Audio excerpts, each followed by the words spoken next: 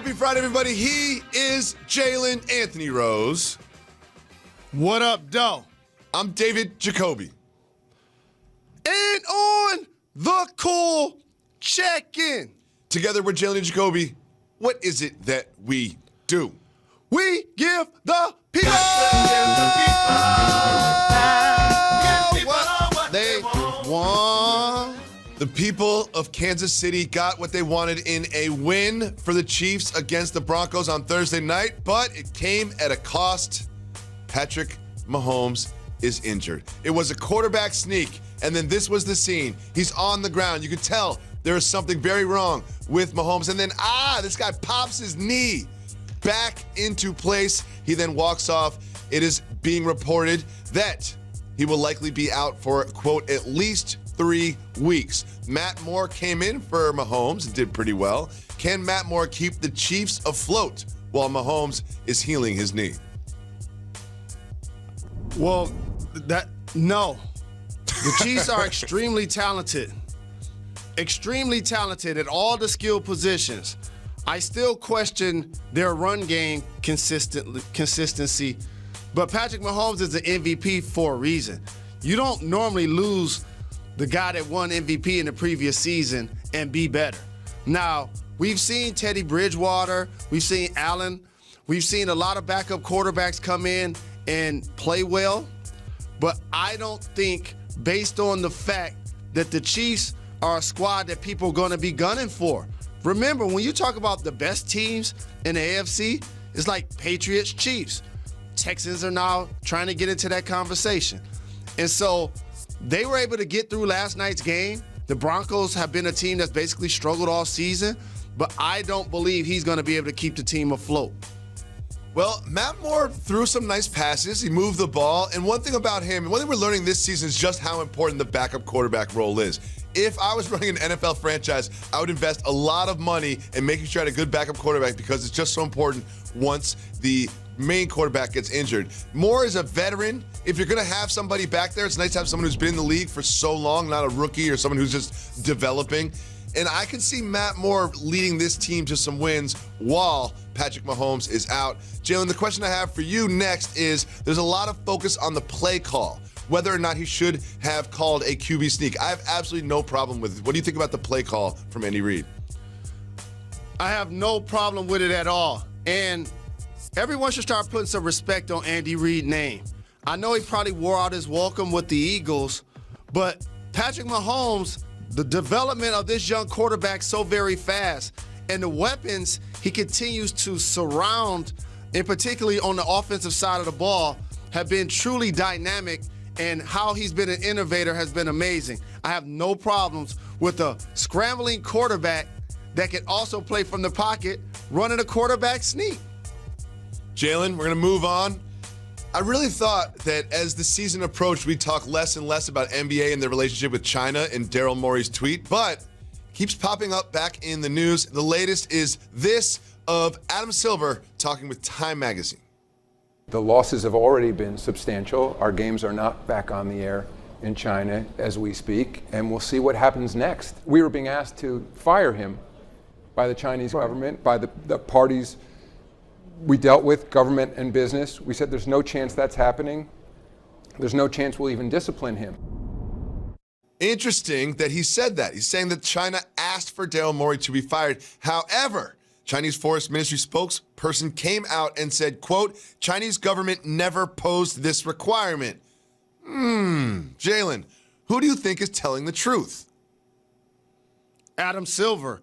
Because if you think about it, he's always been steadfast about how he handled this situation for public consumption. I appreciated on this program that he was unapologetic initially. The teams were over there. They were going into the game not realizing if it was going to be played or not. We showed all of the advertisements being taken down, the NBA Cares facility that they were going to get put up. They were denied the opportunity to do that. So Silver has been consistent about how he's handled this situation.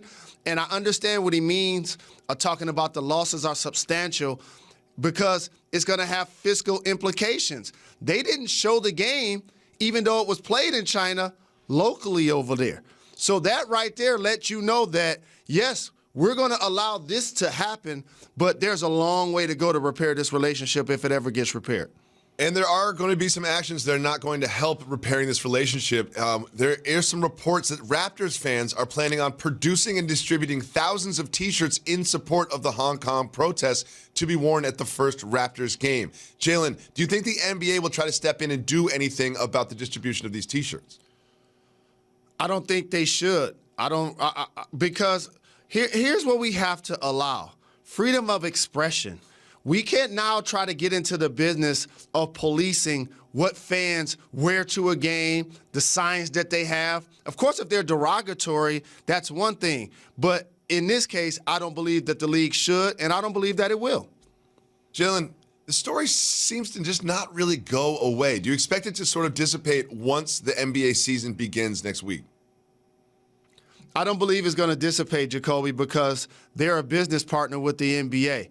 And there are multiple players in the league that have exclusive shoe deals with Chinese companies that may end up being in jeopardy. Also, the ramifications of that relationship could affect the salary cap. I was on NBA Countdown with Woj, and he broke down how a relationship that we have with a business partner, Tencent, for example, if it's $100 million per se, that now is $2 million off of the salary cap.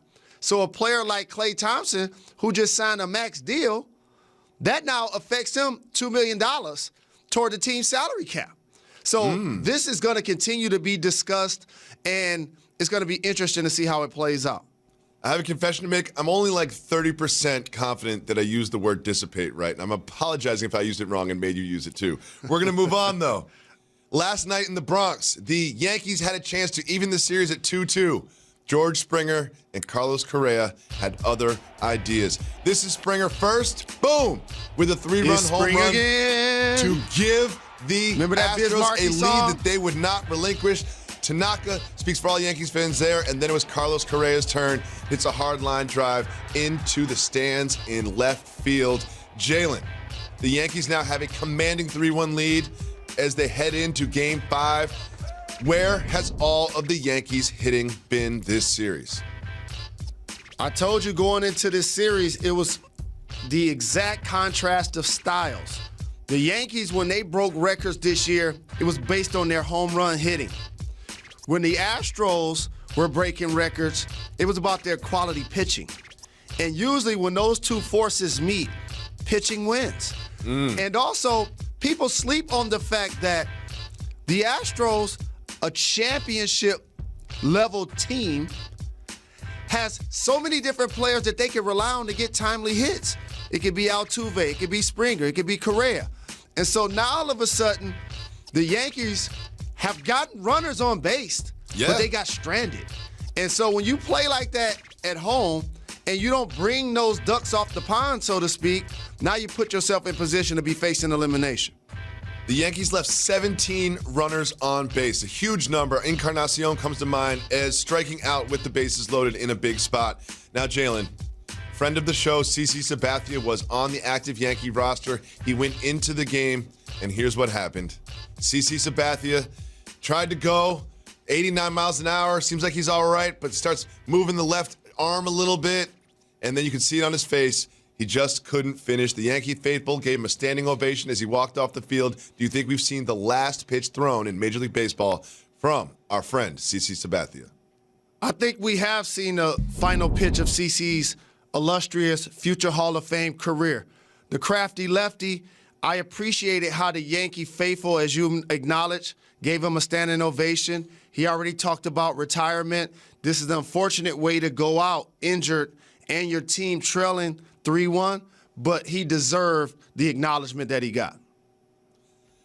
Well, we'll see what happens in Game 5. It will be Paxton against Verlander. Do you think the Yankees have a chance to get down 3-1 and get back to Houston against Verlander? Then trouble. I'm